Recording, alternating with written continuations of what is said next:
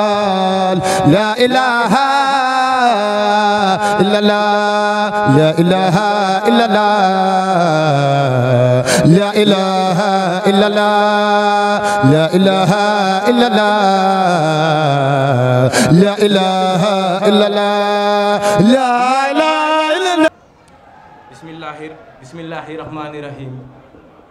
jërëjëf Serigne Touba jërëjëf Serigne Touba jërëjëf Serigne Touba. Nous rendons grâce infiniment à le bienfaiteur, le pourvoyeur, qui nous a donné la chance de célébrer cette 13e édition de la journée mondiale Cheikh Ahmadou Bamba. Prière sur le prophète Mohammed, paix et salut sur lui, ainsi que sur sa noble famille et ses nobles compagnons, dont ceux de Badar, qui ont cheminé aux côtés de Cheikh Ahmadou Bamba Khadim Rassoul tout au long de son combat pour sauver l'islam. Cette journée est un symbole de la reconnaissance sans limite que l'humanité attend, entend rendre grâce à Serigne Touba, le missionnaire infatigable de l'islam, l'esclave de Dieu, le serviteur agréé du prophète Mohammed, paix et salut sur lui. Ce qui explique que plusieurs localités du pays et de l'étranger célèbrent en même temps que la cellule de Dakar initiatrice. Cette journée dont la dimension mondiale s'affirme. D'année en année, le thème retenu de cette année par la communauté scientifique s'intitule « L'invocation en tant qu'arme du croyant ». Ce thème a été proposé par Serigne Modou Mamoun Fadilou, fils de Serigne Fadilou Mbaké, dont nous saluons l'engagement ferme pour la réussite de cette journée, qu'Allah lui accorde une longue vie et aux excellentes santé. Ces prières vont à l'endroit du Khalife général des Mourides, Serigne Mountakha Mbacké, et de tous les dignitaires mourides engagés dans l'organisation de cette journée. Nous remercions sincèrement le comité scientifique. L'invocation, une prière angulaire de l'islam. Ce sujet, choisi cette année, revêt une importance cruciale dans la vie de tout croyant musulman. L'invocation à doua. Dans la spiritualité islamique, l'invocation ou doua en arabe occupe une place centrale. Cet acte de supplication est considéré comme une communication directe entre le croyant et Allah. L'importance de l'invocation dans l'islam est traitée en nous appuyant sur les enseignements du Coran, le Sunna, tradition prophétique et des écrits de Serigne Touba, l'invocation dans le Coran. Le Coran encourage les croyants et évoque Allah. Dans de nombreuses circonstances, Allah dit dans le Coran, verset 40-60, « Appelez-moi, je vous répondrai. Ceux qui se montrent trop orgueilleux pour m'adorer entreront bientôt en enfer et humiliés. » Cet verset souligne la promesse qu'Allah a de répondre aux invocations de ses serviteurs. De plus, le Coran présente de nombreux exemples d'invocations faites par les prophètes et les croyants pieux, démontrant ainsi l'importance de cette pratique dans la vie spirituelle. L'invocation dans le Sunna. Le prophète Mohammed, que la paix soit sur lui, a enseigné l'importance de l'invocation à ses compagnons. Il a dit dans un hadith rapporté par Abu Huraira, Allah est généreux et bienveillant. Il est honteux de repousser les mains levées d'un serviteur dans le besoin. Ce hadith souligne la générosité divine et l'encouragement du prophète à invoquer Allah avec confiance et humilité. De plus, le Sunna nous transmet de nombreuses invocations spécifiques pour différentes occasions de la vie quotidienne, montrant ainsi la diversité et l'omniprésence de cette pratique dans l'islam. Le prophète dit encore, le destin ne peut être repoussé que par les invocations Ahmad. Le prophète dit encore, chaque nuit, quand vient le dernier tiers, notre Seigneur béni et exalté descend au ciel. Le plus proche a dit, y a-t-il quelqu'un pour m'invoquer afin que je réponde à son invocation? Y a-t-il quelqu'un pour me demander afin que je lui accorde sa demande? Y a-t-il quelqu'un pour me demander son pardon afin que lui pardonner? Bukhari. L'invocation dans les écrits de Serigne Touba, Cheikh Ahmadou Bamba place l'invocation au centre de ses enseignements. Ces nombreux écrits sont pleins d'invocations dans les domaines très variés. Madlaboul Sifaï formule ses invocations pour santé du corps et de l'esprit. Sindigi est plein d'invocations pour la sécurité, la protection et le bonheur. Mouahibou Nafi est plein d'invocations pour la prospérité. D'autres écrits formulent des prières pour l'acquisition de la connaissance, etc. La consolidation de la foi, l'acquisition de vertu. L'on se rappelle dans un passé encore récent marqué par la fièvre Ebola et la Covid-19 de la recommandation faite aux musulmans de lire régulièrement le Khasaïd. Allahumma Khayyum Samadou wa Baki. Dans la même façon, Serigne Mountakha Mbacké, il y a quelques mois, a demandé aux disciples de s'évertir à lire au moins une par jour le Khassida Matlaboul Fawzeyni. Que dès lors, et au regard de toutes ces forces spirituelles incarnées par les invocations, il n'est pas surprenant que le Sénégal ait réussi le défi d'une élection présidentielle dont le processus avait fait naître beaucoup de peur et d'inquiétude. Conclusion. En conclusion, l'invocation occupe une place essentielle dans l'islam, comme en témoigne le Coran, le Sunna et les enseignements de Serigne Touba. C'est un acte de soumission, de confiance, de proximité avec Allah, qui permet aux croyants de trouver réconfort, guidance et protection dans sa vie quotidienne. En invocation Allah, avec sincérité et dévotion, le croyant renforce sa foi et sa connexion spirituelle, s'assurant ainsi le soutien divin dans toutes les circonstances de la vie. Dans un contexte où la géopolitique mondiale est fortement secouée par des conflits très graves comme la guerre entre Israël et Palestine, le conflit naissent entre l'Iran et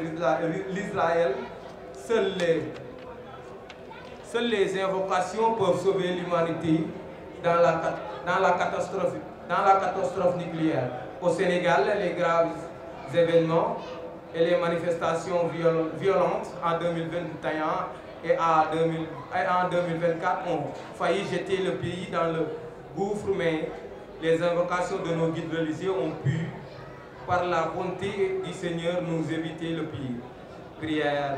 pour la paix dans le monde. Jërëjëf Serigne Touba, jërëjëf Serigne Touba, jërëjëf Serigne Touba, jaaraama Maam Cheikh Ibrahima Fall, jaaraama nag Serigne Cheikh Fall borom dugal si wasi. Jërë ngeen jëf. Bismillahir Rahmanir Rahim. Thank you, Serigne Touba.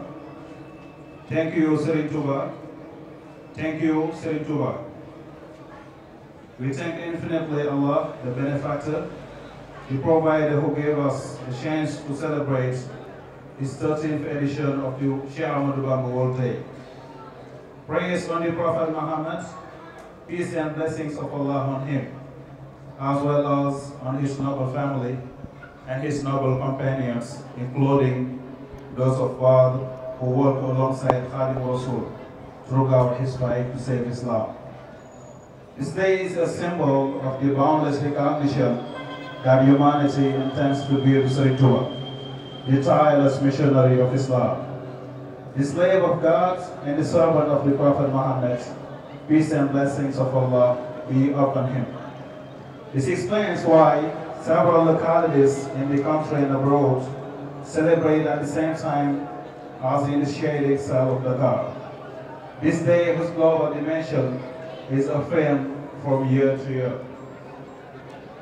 Invocation as a weapon of the believer. This theme was proposed by Serigne Modou Mamoun Fadilou, son of Cheikh Mamadou Fadilou Mbacké, whose firm commitment to the success of this day. May Allah grant him a long life and excellent health. His prayers go to the Khalif General of the Murid, Serigne Mountakha Mbacké, and all the Murid dignitaries engaged in the organization of this day. We sincerely thank the scientific committee. Invocation, the cornerstone of Islam. The subject chosen this year is of crucial importance in the life of any Muslim believer, the invocation or ad-du'a. In Islamic spirituality, invocation or dua in Arabic occupies a central place. This act of supplication is considered a direct communication between the believer and Allah. The importance of invocation in Islam is traced by drawing on the teachings of the Quran.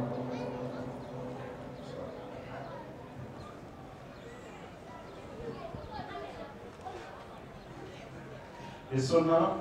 prophetic tradition, and the writings of Serigne Touba.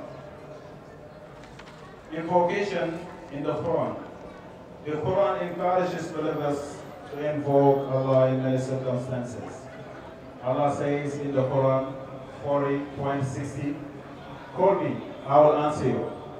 Those who are too proud to worship me will soon enter hell, humiliated."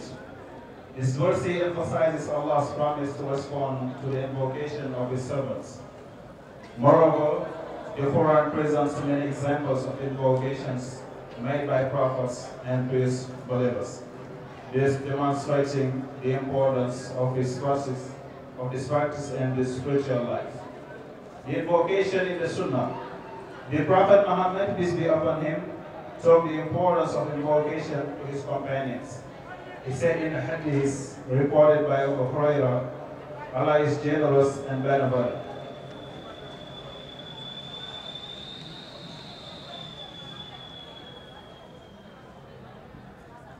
This verse emphasizes Allah's promise to respond to the invocations of His servants. Moreover, the Quran presents many examples of invocations made by prophets and pious believers,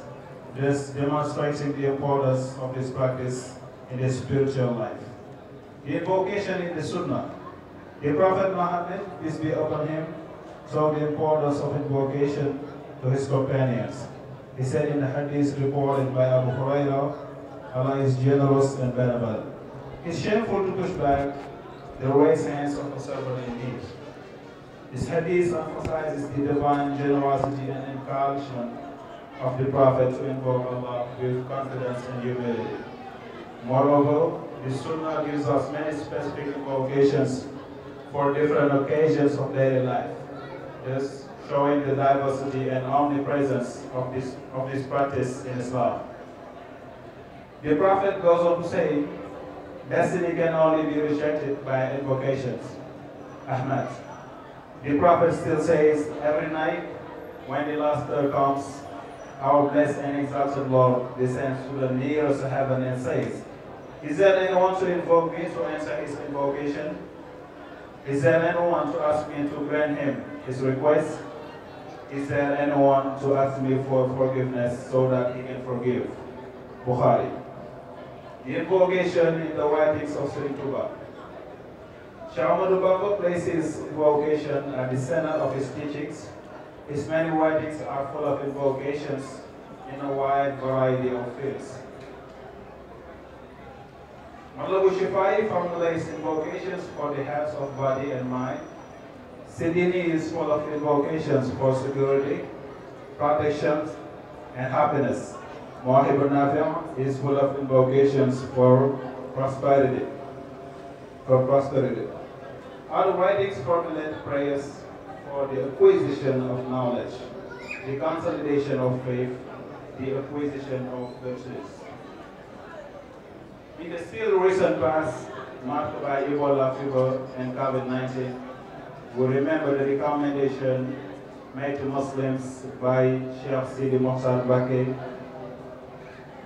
to regularly read the qasaids Allahu Hayyun Samadun wa Baqi. In the same way, Sidi Mokhtar Baqi a few months ago asked the disciples to strive to read at least one per day the Qasida Matlabul Fawzini. That, therefore, and in view of all these spiritual forces embodied in the invocations, it's not surprising that Senegal succeeded in the challenge of a presidential election whose process had given rise to many fears and concerns. to very fears and concerns. Conclusion. In conclusion, evocation occupies an essential place in Islam, as evidenced by the Quran, the Sunnah, and the teachings of Sri Tuba. It's an act of submission, trust, and closeness to Allah, which allows the believer to find comfort, guidance, and protection in his daily life. By invoking Allah with sincerity and devotion, the believer strengthens his faith and spiritual connection, thus ensuring divine support in all circumstances of life. In a context where global geopolitics is strongly shaken by very serious conflicts, such as the war between Israel and Palestine, and the emerging conflicts. Jërëjëf Serigne Touba, jërëjëf Serigne Touba, jërëjëf Serigne Touba, jaara am Maam Cheikh Ibrahima Fall. Alhamdulillahi allazi minna talab ikhlas as-saqim wa la adala. Man yansur al-qulub wa ash-shara'ira dun allazi minna lakum zahira. Summa salatu مع السلام يتبعون على الذي فينا خدم شفعون من فدائل الهدى تمعنا وعن رسائل الردى تغنى محمد الكاشف عنا خلنا وآله وصحبه والأمة mbokk jullit yi mbokk taalibe yi ñu ngi nuyoo te di ziyaare bu baax ginnaaw bi ñu sant yàlla mi nga xam ne dafa sàkku ci nit ki ñuy jëf di ko sellal waaye di sàmm te julli di jul bi sallallahu alayhi wa sallam mi nga xam ne moom la suñu borom ñu nangu am ci moom ëllëg di ma xeer di ñaanal mucc gu ànd ak xéwal boo xam ne day dàmbe boo leen njabootam te mooy aw ñoñam ak ay saxaabaam ci loolu ñu nuyoo suñu sang bu baax bii ñu fekkoon di suñu bu baax ñoom fu lu teew ñoom ñu yóbbaale lépp ñu ko nuyoo boobu ak ziar bi teg ci loxoom waaye itam di ko jaajëfal ci liggéeyu maamam bi nga xam ne ñoom sàmm ko ak ñoŋal ko rek mooy seen warteef ndax lii ci mën ñi def bu dee kenn defutoon ñoom ñoo war a ñëw def si ko kon ku ci ne ñoom la ci nekkal waaye nag bu dee geesu bi ñu ci seen loolu dana dëggal seen waxsaay dina dolli seen pas-pas waaye dina dolli seen yaakaar kon Mbacke Balla jërëjëf ñu lay ziare nuyoo boobu tam ci ñu ngi sant ko noonu ci loxo sëñ Mountakha mu baax ñu ko ñaar fa woon bu duwaan ko ñëw ak muritam boobu di taalibeem sëñ am dafa moom sëñ Modou Ganda ñu naan seen ñii ak seen naan yëpp sotti te sotti ci seen loxo xam naa duguma guddal ndax ñu ko sàkkoo ci kàddu bi sant nañ bu baax ci kàddu yi nga xam ne jib na fi waaye ñi nga xam ne dañ moo tànn feeñal liggéey Sëñ Tuubaa ak Maam Cheikh Ibrahima Fall dama bëgg ko mondialiser lu mondialisé dafa laaj bu baax segg ñi mu segg kàddu yi leen war a segg image bi te ginnaaw dañ ko war a wan kàddu bi yëpp képp ku ci teg sa bët dara li ñuy xebe dañ caa nekk loolu dina yell ndax sëriñ bi nga xam ne moom daa opté woon ba nit ñi dafa waxoon ne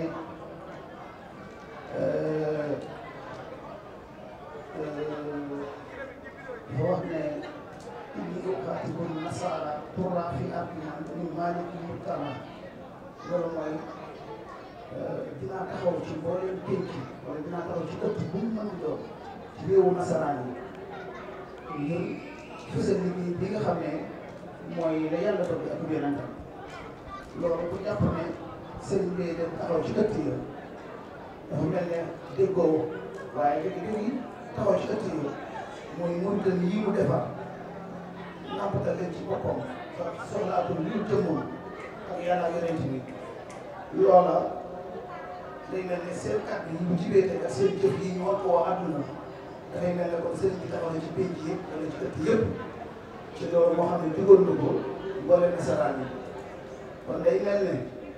liggéey bu toll noonu nag képp ku mu teg ci say loxo la nga yor lu rëy la soo ko xamee ak ko xamul ndax wane Sëñ Tuubaa ak wane Maam Cheikh Ibrahima Fall loolu du ndaw ñoom bi liggéey war koo wane ku ne xam na leen ci fekk ci ay fit ak leen ci fekk ci ay jafe-jafe kon nag képp ku leen ci wutu sooy boo nga xaar ca loola waaye nag di wax ne tey di ka loolu ñoo ci bokk li ñu def tey ku ne xam na ne ñoo ko liggéey seen Tuubaa ak ñoo ko liggéey Maam Cheikh Ibrahima Fall ak war ko waa adduna moo yittee tey jii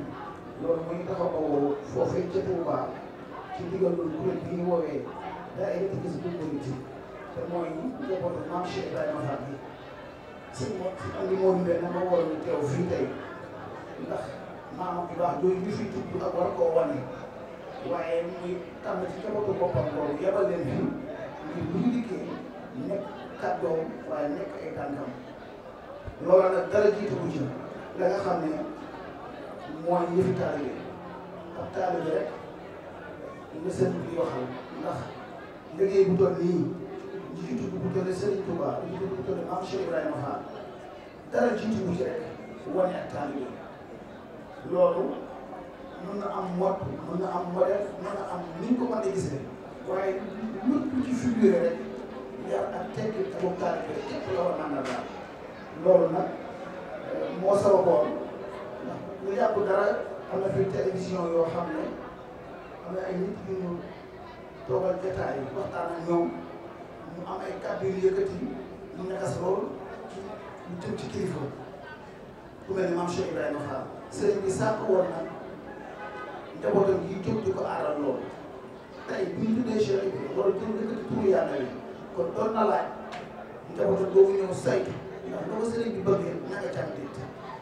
alhamdulilahi rabbil alamin ku gis nañu tuddee fii yàlla xam ne loolu yéen a ngi seen yow kàttan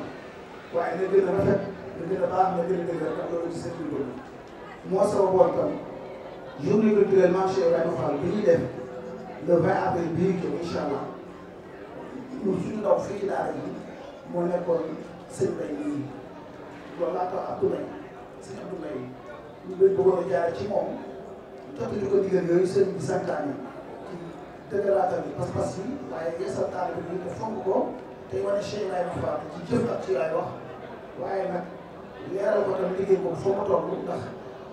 daara alxuraan yoo xam ne seen Mountakha moo ñëwoon teg si xeer wa sàkku tam doon benn bunt ci bànqaasu université bi moom fii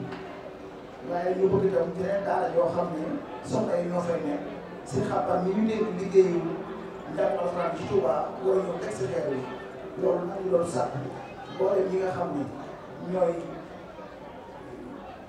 ñooy taalibe yi moo xam muy njabootu Serigne Touba ak njabootu Maam Cheikh Ibrahima Fall te loolu lenn la ñoom fii te jottali leen kàddu yooyu waaye tamit sàkku ñoom nga xool taxawaay yi cay am loolu nag seen mbiru bopp la waaye ñun mbir léegi rek ak wax ji ci kàddu Serigne bi moo ñu ci war buñ ko tegee ci loxol Serigne Abdoulaye moom rek mel na ne moom la ca des ak cere woon bëgg naa gën a guddal te di santaat bu baax di wax ne lii ngeen def yéen rek seen jaar wàcc na ci ba ngeen nammee nekk ay mbooloo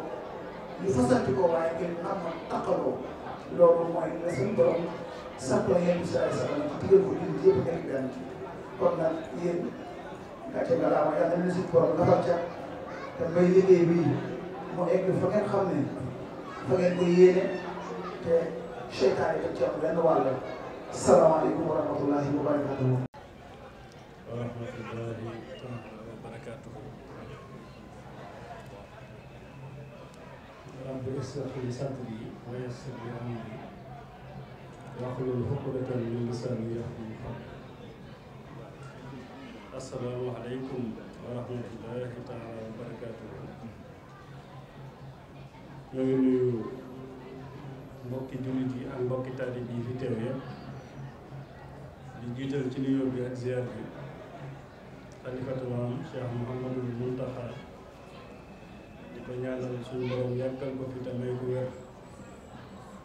lépp lu mu naan liggéeyal ko maamam Xaadimu Rasuul suñu borom defal ko ci lu kawe ak njortam ak mboolem ñi koy taxaw di ko jàppale ci liggéey moom lañ koy ñaanale xam ne waa tey bàyyi ko sañam bi suñu borom yàggal ko fi moom te saa su ñu jëpp ñu ko comme ni mu koy sàkkoo ci sëriñ di nuyu bu baax suñu wéylu sëriñ Modou Mamour Mbacke moom Cheikh Mouhamadou Fadal mi nga xam ne at mu jot ñoo koy ànd fii moom si jotaay nga xam ne maanaam toog gi ñu fi toogal sax daanaka maanaam du lu ñu matee ndax mënuñu ko représenté fenn ndax ñun ay doomam lañu doon ay taalibe kon dañuy jëm rek di waxee ci turam ni mu ko daan defee at mu jot ku ne xam na ne mënewuñ ko nii waaye dañuy jéem rek ndax ay kàddoom yëpp mooy soññu taalibe yi di sant nag boroom xam-xam mi yi wax maanaam ci thème bu am solo bii nga xam ne mooy ñaan ñi si wax ñëpp maanaam tënk ci tënk boo xam ne Cheikh Mouhamadou Lamine Sow mi fi bàyyi ko léegi tënk bu am solo wax dëgg yàlla boo xam ne matale na lépp li ñu waroon wax yëpp maanaam wax na ko ci anam leer bu tegu ci xam-xam sëriñ bi dafa waxoon rek ne buñ ñëwee ñu sant sëñ Ousmane Sané mi nga xam ne moo jiite liggéey bi ak mbooleem ñi nekk ci ginnaawam di wax ne liggéey bi liggéey la boo xam ne liggéey bu rëy la ndax liggéey la boo xam ne fondement bi mooy di wax jërëjëfe Serigne Touba te jërëjëfe Serigne Touba maanaam ku xam tolluwaay bi xam dimension bi ni mu toll daanaka saa yoo yeewoo sax moom ngay njëkk a wax ndax saa yoo ko waxee na nga xam ne yaa ngi koy waxandoo ak yàlla yaa ngi koy waxandoo ak malaaka yi yaa ngi koy waxandoo ak mboolem maanaam yonent yi bi sëñ Touba di wax naan yonent bi sant maanaam suñ borom sant na ko ci mbooleem maanaam ci kanam mu mbooleem gaa yu baax yi bi wax naan chakarani joul ara diina wa sama shukran la daa axyaarihi xaddra sama maanaam sant boobu ci suñ borom la njëkkee moom maanaam doo ko wàcc nag ci maanaam ci yonent yi wàcc ci maanaam ci malaaka yi soo ko wàcc ci nit yi kon bis bi dafa am solo maanaam am dimension boo xam ne maanaam buñ ko xamoon danañ ko gën a téye danañ ko gën a fonk te saa yu ñëwatee danañ ci jëmbat fulla jëmbat ci fayda te xam ne du lu ndaw di wax rek ne sëriñ bi wax na ne nañu defaraat suñuy jikko defaraat suñu comportement rawatina ñun ñi nga xam ne dañuy woote woo ay murit doon ay taalibe Sëñ Tuubaa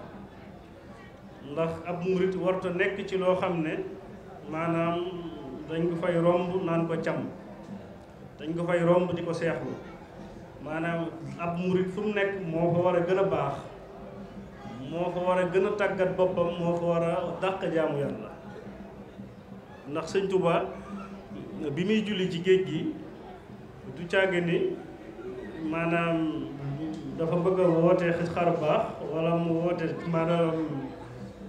maanaam li ñuy wax kiraama wala xeet yooyu waxtu julli moo jot tubaab bi na ko boo jullee suñu bato bi di ñu tooñ te waxtu julli jot na te moom fu ko maanaam waxtu julli jot dana joxe maanaam li suñu borom moom ci moom bi muy sànni maanaam ci géej gi wóoru ko woon ni maanaam dana suuxam déet maanaam dara leeru ko woon moom maanaam waxtu wee jot rek mu ne naa jaamu yàlla kon nag boo amee sëriñ bu mel noonu ci jaamu yàlla sëriñ bu fonkee noonu suñu borom yow li nga war a maanaam yittewoo ci sa bopp rek mooy mbaax mooy tegu ci siraatal mustaqim maanaam fexe ba nekk sagu Sëñ Tuuba sëriñ bi lim doon wax fii maanaam ci ay kàddu bu dénkaane maanaam ci niveau intellectuel ñun mënuñu ko waaye lii la ñu waxoon rek ne buñ ñëwee nañ ci soññu mbokki taalibe yi ñu gën a góorgóorlu maanaam ci nangoo liggéey ci niñ ko waxee maanaam nangoo liggéey tey jaamu yàlla ndax maanaam fi jamono ji toll liggéey moo la mën a may lu bare bare te ñun nag wax dëgg yàlla bu ñu amee koo xam ne dañ koy déglu maanaam di taataan ci moom ndigal di ko jëfe Cheikh Mouhamadul Mountakha maanaam moom moo jubóog yàlla jubóo goo xam ne maanaam musiba wala balaa bu waree wàcc maanaam ci Sénégal maanaam du ma wax sax Sénégal ci àdduna mën nañ ne moom rek la ko suñu borom di dee maanaam moom moo cay def maanaam la ca war kon ñun am nañ loo xam ne kenn amul maanaam te loolu mooy sëñ Tuubaa kon nañ jàppaat sëriñ bi te xam nan la ñuy jàppee sëriñ bi te def ci fulla maanaam te def ci fayda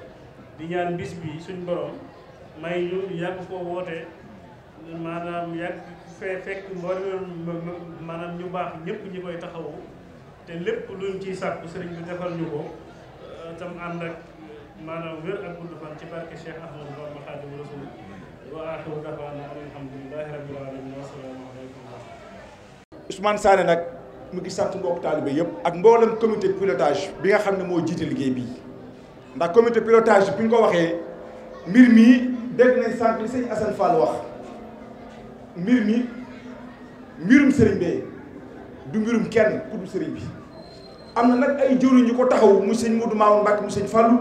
ak ku ci mel nii doomam yi fi toog ak ñi nga xam ne ñoo fi toog waaye mbir mi mbirum sëñ bee particularisé wuñ ñu ko ci kenn nag sëriñ Touba lañ ci jël sëñ Touba lay tàmbalee sëñ Touba lay jëm waxuñu fi sëriñu kenn ñoddewuñu fi kenn lu dul sëriñ Touba point ak maam Cheikh Ibrahima Fall képp tudd ñu fi kenn mbir bi nag duñ ko jël di ko féetale fenn fu dul ci Serigne Touba ak maam Cheikh Ibrahima Fall na ko gaa yëpp yóbbaale Ousmane Sané nag mooy journée mondiale la wax ànd ko mbokku taalibe yi ñëpp journée mondiale la ñuy wax concept bi mooy ñu yeewu ne jërëjëfe Serigne Touba jërëjëfe Serigne Touba marche pacifique bi ñuy def nag bëgg nañ ko def ci région yëpp te mi ngi dox ci région yi mi ngi dox sax ci àdduna bi kon ñu déggee ko noonu kon nag ñu ngi ñaan yàlla déwén ñu fekk ko jàmm ci barke maam Cheikh Ibrahima Fall jërë ngeen jëf kon gars yi tey leen xewle ba sëñ mi ñaan ngir yàlla tey leen xewle ba sëñ mi ñaan maa ngi jégalu bisimilah Mbacke amin tàllal leen loxo yi te wax amin amin fas leen ci aajo yi nag fas leen ci aajo yi aajo biir ak biti ak ngërëmal Serigne Touba ak dërëm ak ngërëm dërëm ak ngërëm amin jërëjëf Mbacke لا إله إلا الله لا إله إلا الله لا إله إلا الله لا إله إلا الله لا إله إلا الله لا